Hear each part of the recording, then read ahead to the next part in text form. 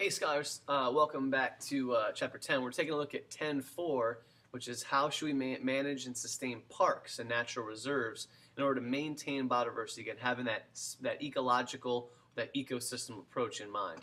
Let's take a look at some things about natural parks or national parks and natural reserves. First of all, there are 1,100 major national parks. This is across the world.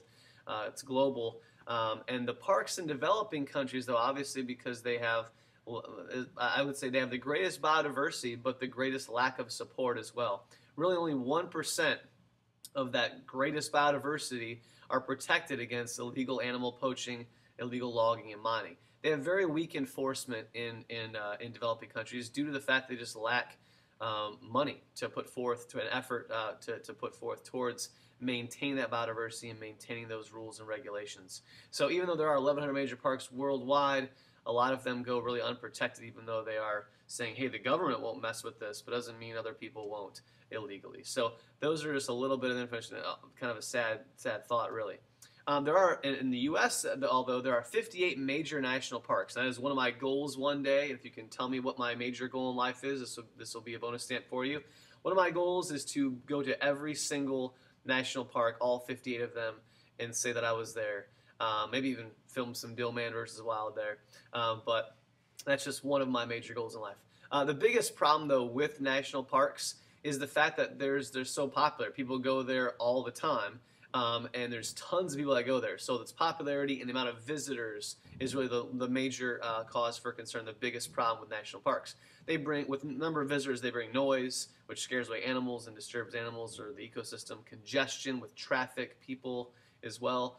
Pollution, anytime people come in there, there's going to be pollution, even though it's a national park and you're trying to do your best, put your best foot forward for your ecological footprint, it's still going to bring some pollution. And also damage or destruction to vegetation and wildlife. People do not like to stay on the beaten path that you've created for them. They like to go off the road, and it's hard to keep people on those paths. So there's always repairs needed to trails and building as well, but the biggest one is just the popular number of actual park visitors. And this just shows you, obviously, people were not following on the trail. Either off-road vehicles sometimes are allowed depending on some parts of the park, but this obviously is definitely damaged the habitat quite a bit just by running ATVs or maybe even your a Jeep or something like that you're driving along across the country with through this area. So here's some solutions to national parks.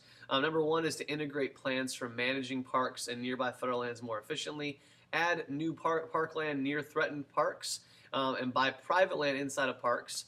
So that way you have better control over the area itself. Locate visitor parking outside of the park areas and provide shuttle buses for people that are touring the heavily used parks like Yellowstone and Yosemite and things like that.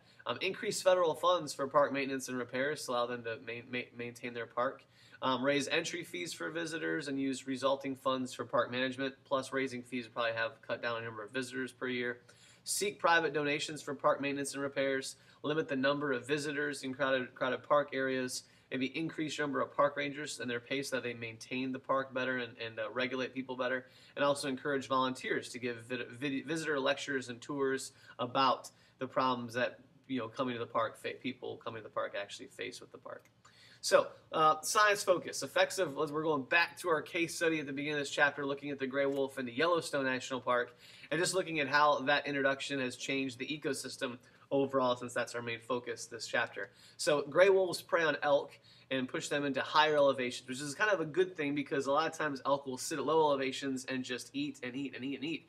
And that kills a lot of different trees like aspens, cottonwoods, and willows. So as they push them to high elevation, that allows those trees to regrow, increase the population of riparian songbirds. There's more things for them to eat and hang out in, and so that's been a good thing.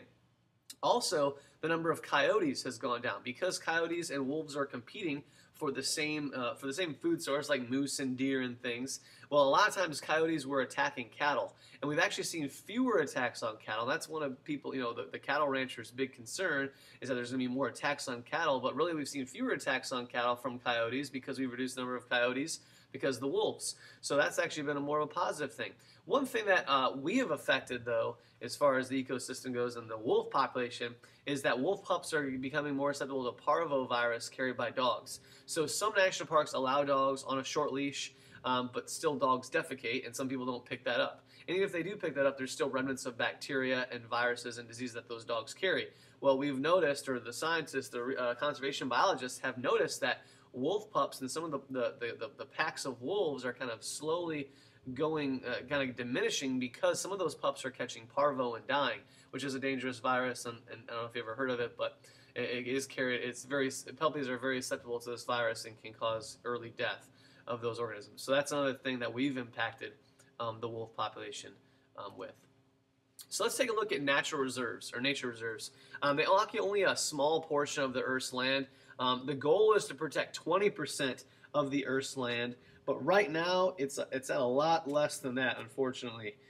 It says currently only 12% of the Earth's land area is protected strictly or partially in nature reserves, parks, wildlife refuges, wilderness, and other areas. This 12% figure is misleading because no more than really 5% of the Earth's land is strictly protected from potential harmful human activities. So really our goal is 20, but we're at 12, and really only 5% of that is untouched by us. So very, very small percentages overall as far as protected nature land and reserves. There is cooperation between government and private groups that are kind of focusing on trying to maintain this and even grow it a little bit and reach that 20%. One of those is the Nature Conservancy. And the Nature Conservancy is an organization. It says it is founded by a professional ecologist in 1951 and has more than 1 million members worldwide. Has created the world's largest system of private natural areas and wildlife sanctuaries in 30 countries. So they have done a lot as far as the private sector to really try to add to that 20%. Eco-philanthropists are people with lots of money who are just donating their money to preserving wilderness areas. Like, for instance, it says some land trust groups have protected large areas of land, members of their pool, their financial resources, and accept tax-deductible donations to buy and protect farmlands, grasslands, woodlands, and even urban spaces. And so there's been lots of eco-philanthropists are using some of their wealth to buy up wilderness areas in South America, especially the rainforest, and they are donating their preserved land to governments of various countries just to hold on to and preserve. So, but on the other hand of this, there's other people like developers and resource extractors that are consistently saying that even that 12% of Earth's remaining and undisturbed ecosystems is too much. That those contain valuable resource. We need to extract those and use those in our industry. And so there's a constant battle between kind of those eco conservationists and those developers all the time. Always a consistent lobbying groups that are trying to sway and sway their vote one way or the other. Designing and connecting nature reserves. Let's take a look at how nature reserves are set up. And there's really two major ways of maintaining nature reserves. We have found that large reserves sustain more species and provide greater habitat diversity than small reserves. Obviously, the more space, the more species can be saved, and the more area those species have to move around. So one of the ways that we try to maintain nature reserves are through this buffer zone concept. And right now it's been established in 529 different reserves in 105 countries, and it's worked pretty well. And the way that it looks is like this. You have a core area, which is basically untouched by humans as much as possible, left natural, no foresting, no logging, no people, unless you're backpacking, no campsites, no bathrooms, nothing. And then as you get further from that core area, buffer zone might have a research station, might have a small facility where people can maybe a few trails to hike through. This is where your trails would be. And then buffer zone 2 would even be where more trails are, and bathrooms, and maybe even some human settlements, some education centers. And so as you get further from the core, there's more human interaction. But we're trying to maintain that kind of buffer zone where we're trying to maintain that core areas to be untouched by humans as much as possible. So, going back, sorry, one more is the habitat corridors. So in between reserves, we try to establish these habitat corridors. They're basically like hallways getting from one room, which would be a buffer zone or a nature reserve, to the next. And that's really what they're about. The habitat corridors, they have some positives, which allow organisms to literally move from one ecosystem to another, native organisms to move from one ecosystem to another. But the disadvantage is that when you create a habitat corridor, let's say one of your habitats, your nature reserves, becomes taken over by an invasive species. Well, because you have that corridor, guess what? That invasive species can now move to the other nature reserve. So that's one negative. But more, I would assume if you make sure that your nature reserves are protected, then corridors are really probably a really good thing overall. That's my personal belief. So let's take a look at the case study, and the case study is on Costa Rica. It's a global conservation leader. In 1963 to 83, it cleared much of its forest. It deforested a lot of that area, which was rainforest. But from 86 to 2006, 20 years time period, forests grew back from 26 to 51%. And really, they saw what they did in those early years, 63 to 83, those 20 years, and said, man, we need to change this. We need to make sure this forest regrows and grows back good and strong. And so they let that happen. And their goal was to reduce their net carbon dioxide emissions to 0 by 2021. Kind of a hefty goal, but that was one of their things. By maintaining forests, they figure they might be able to reduce their carbon emissions by that much. And they actually have protected 8 major zoned mega reserves, big reserves that are designed to maintain 80% of all of Costa Rica's biodiversity, which is kind of a cool thing. And here's a picture of what it looks like. And this is looking at Costa Rica.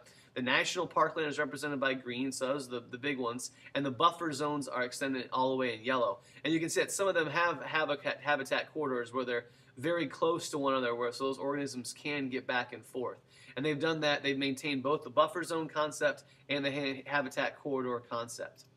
And one thing I was going to mention about Costa Rica is that this is an area of high ecotourism as well. I mean, I get calls all the time for one of the companies that one of our teachers here uses to go on over to Italy and Europe to go to take my AP kids, my APES, to Costa Rica. Haven't done it yet, but if enough of you probably persuade me and say you really want to go and could shell out a couple grand to actually go to this, I would happily take you one summer.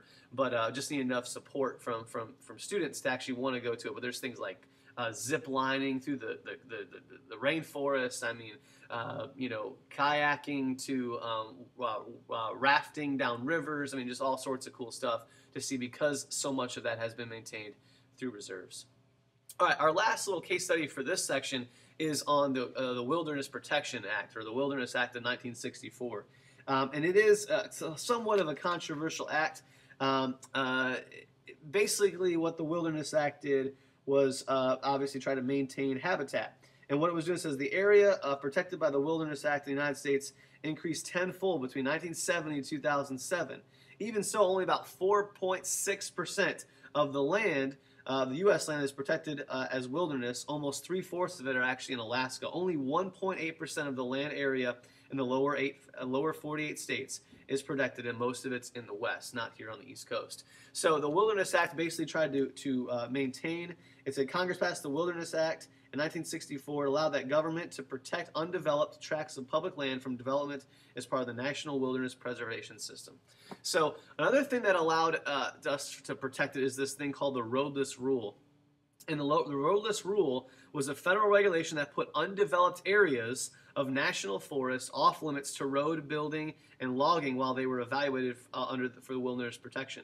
And for decades, politically powerful oil companies, gas mining companies tried to enter that, and they couldn't because of the roadless rule. Well, in 2005, the end of the roadless rule area happened, and Secretary of the Interior ended the protection of the roadless areas within the National Forest System that were being considered for classification as wilderness. This secretary also began allowing states to classify old cow paths and off-road vehicle trails as roads, which allowed we talked about this before, when we open up roads, that allows for more deforestation and habitat fragmentation. So 2005, our Secretary of Interior didn't do such a nice job as far as any of that roadless rule, because that allowed companies to get in there and extract things and really deforest some more in our national parks, which is kind of a sad thing. So that brings us to the end of chapter 10.4. We'll see you next time for our last section, 10.5 in chapter 10.